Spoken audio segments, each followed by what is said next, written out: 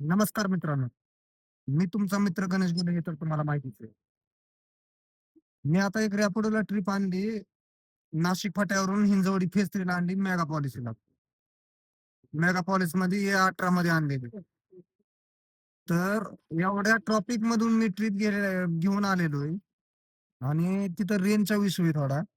तर त्या मॅडमला किती मला म्हणलं, की मला ₹300 ₹320 दाखवतोय. मी त्यांना म्हणलं, "मॅडम ट्रिप काय माझी एंड होईना. 2 मिनिटं थांबा." म्हणजे ट्रिप एंड झाल्याच्या नंतर इथं नेटवर्क कमी आहे.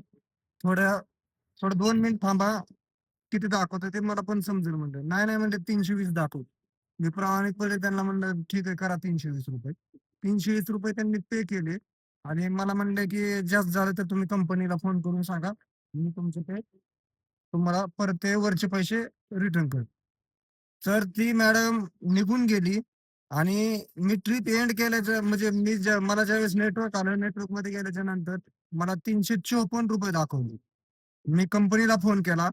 कंपनीनं मला सांगितलं, की "नाही, नाही, या पेमेंटबाबत आम्ही काही बोलू शकत नाही." अहो म्हणलं, मला नंबर नका देऊ, कमीत कमी तुम्ही तरी बोला. तर ही एवढे फ्रॉड करते ना कंपनी, की नाव काढू नका.